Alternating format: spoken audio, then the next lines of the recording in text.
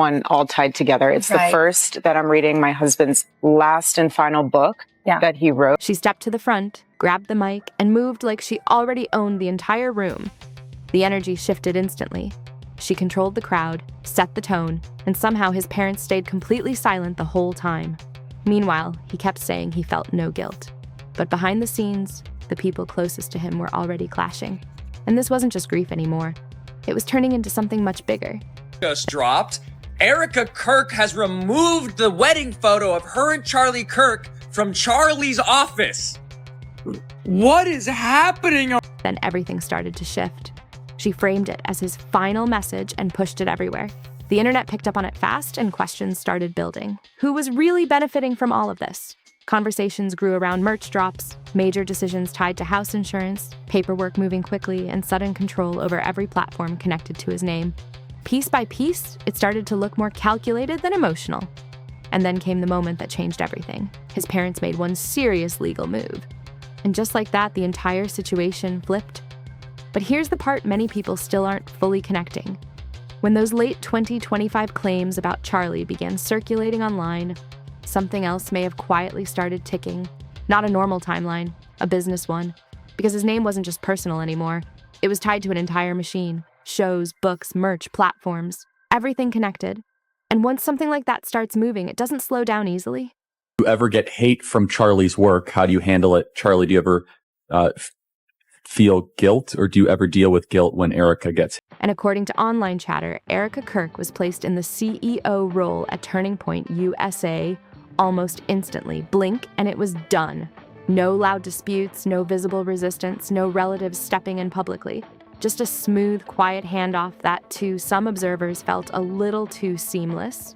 That's when people really started paying attention. Because leadership changes at that level usually come with layers. Boards, votes, legal reviews, closed-door conversations. But this switch moved fast. And that speed had people asking questions.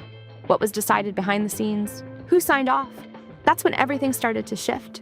And the CEO title may have only been the beginning. According to unconfirmed reports, there were claims of life insurance payouts reaching into the millions, followed by a home sale, building what some described as a growing financial trail. I also thought what was interesting is that you said the next morning when he snuck in, he grabbed his wedding band. Again, minor detail, but I asked myself, why was his wedding band off? At the same time, Charlie's brand was still pulling in serious momentum. His content, his platforms, his influence, it was all still active.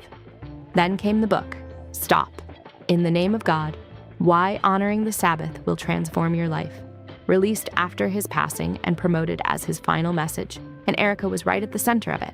She didn't step back like some expected. She stepped forward. The merch wasn't just selling, it was moving fast. Public statements referenced in transcripts suggested revenue had passed $200,000 and was still climbing. That's not small numbers, that's a full operation. Over 200,000 for merch sales. Don't quote me on that because I think it just keeps bumping up like crazy. And according to ongoing discussion, it all appeared to be running under Charlie's name, with Erika Kirk reportedly leading the charge. So let's really break down what this looked like. Insurance payouts, a home sale, royalties, book profits, merch, steady cash flow. And on top of that, a CEO title at one of the biggest conservative organizations in the country. Everything seemed tied to one name, and that name wasn't hers. It was Charlie's. But this is where things start getting messy fast. Because while all the money talk was building, other details started surfacing that didn't quite match the image people expected. Items connected to the past were reportedly being cleared out. The wedding photo? Gone. Charlie's office, the same setup longtime viewers recognized right away, showed up in a newer video Erika posted, but something felt off. The bookshelf looked different.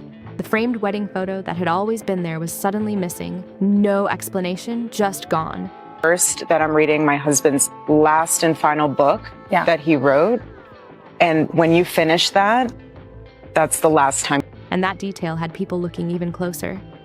Then more observations came in. In the newer footage, some viewers pointed out she didn't appear to be wearing her wedding ring. That moment sparked a wave of reactions, because to some it didn't line up with what they expected to see. And this is where it gets more complicated. On their own, each detail could have a simple explanation. Grief is personal, and people handle it differently. But taken together, these moments started to stand out. Online discussions grew, with many asking the same question. What's really going on here? The conversation kept building as more people began connecting the dots. Then another layer hit. Based on public claims from Candace Owens, there were allegations that Erika pushed to have The Charlie Show removed from major platforms like Spotify, Apple Podcasts, and YouTube.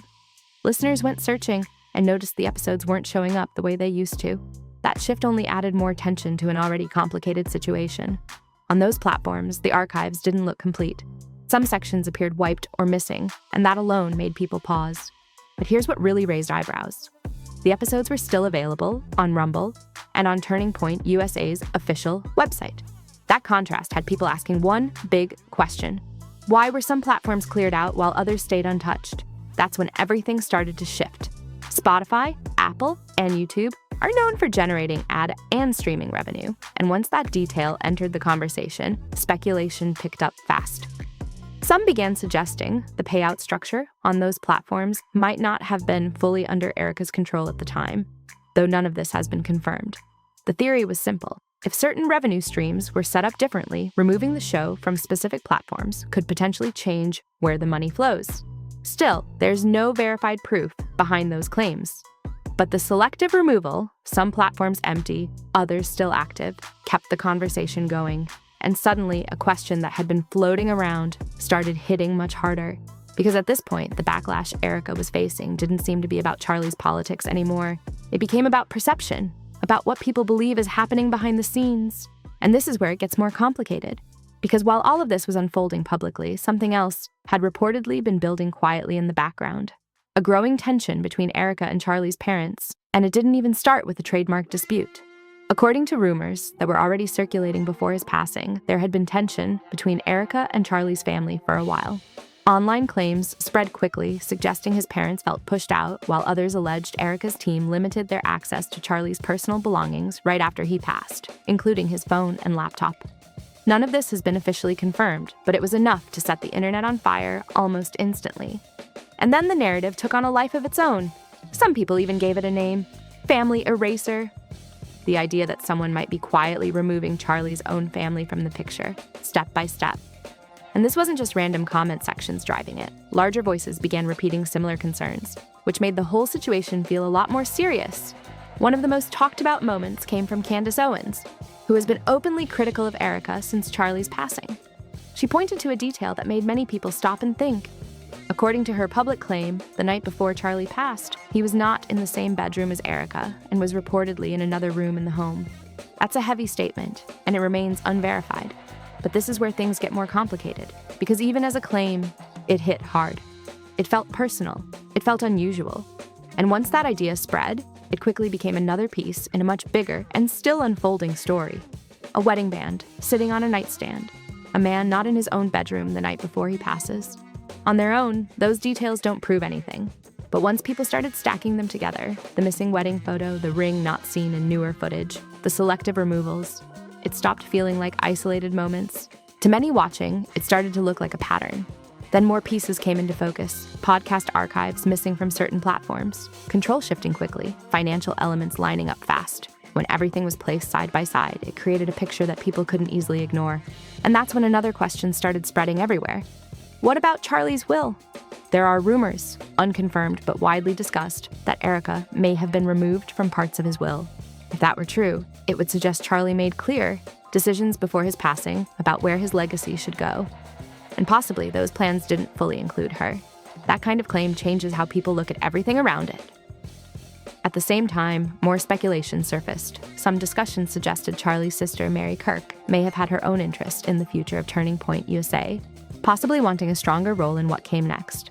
Whether any of that actually happened behind the scenes is still unclear, but it added another complicated layer to an already tense situation. And here's the key point. By the time Charlie's parents finally made their move, the ground had already been shifting for a while. This didn't come out of nowhere. It looked less like a sudden reaction and more like the result of months of buildup. Rising questions, growing tension, and quiet moves behind the scenes. According to reports and widespread online discussion, Charlie's parents made a move that Erika's side either didn't expect or wasn't ready to counter. And just like that, everything entered a new phase. And this is where everything hits a turning point.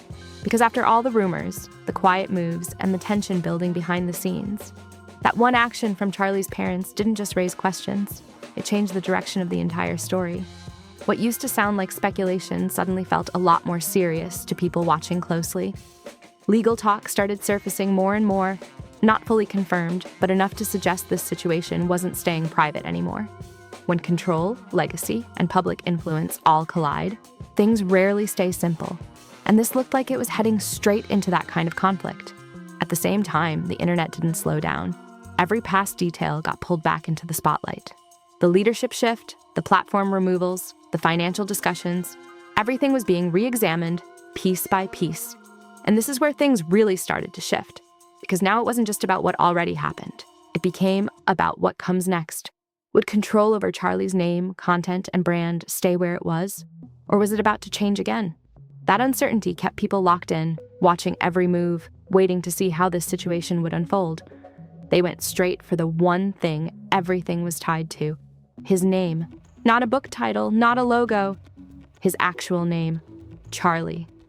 Those two words were connected to revenue, merch, media, and fundraising after his passing. And based on what's been reported, if accurate, his parents made a legal move to claim control over that name itself. That's where things really start to escalate, because a trademark like that isn't just symbolic. It has real power. A name trademark can decide who gets to sell under it, who can profit from it, and who gets shut out completely. When money is involved, it becomes a serious legal tool. Whoever holds that trademark can control how the name is used commercially. That could mean merch tied to Charlie needing approval, books released under his name potentially requiring sign-off. Even events, branding, product lines, and marketing, all of it could be controlled through that one move. And this is where the pressure builds. People keep pointing to that reported merch revenue, over $200,000 and still climbing, according to public discussion. If the trademark truly belongs to his parents, that raises major questions about where that money goes and who has the final say. It's no longer straightforward. It turns everything into a negotiation. Every product, every event, every public use of the name Charlie in a commercial setting could come down to approval. And according to reports, the parents may not have stopped at just filing the trademark, which suggests the situation could be far from over. Some online claims suggest that Charlie's parents may have started releasing their own merch independently, without going through Erika or Turning Point USA. If that's true, it sends a message that's hard to ignore. They're not asking for a seat at the table. They might be building their own. And that idea alone added a whole new layer to the situation. Then things escalated even further. Talk of a possible lawsuit began spreading quickly. Some claims suggested Erika might be considering legal action against Charlie's parents, or that legal steps may have already started, focused on the trademark and merch rights. None of this has been officially confirmed, but the fact that it's even being discussed shows just how intense everything has become. Up to that point, Erika had positioned herself as the one carrying Charlie's legacy, the voice behind his final message, the person closest to his vision. For a while, it seemed like she had full control of that narrative. But this is where everything starts to shift, because trademarks don't run on emotion or perception. They come down to legal ownership, plain and simple. And if his parents truly hold that control, the entire power dynamic could change overnight.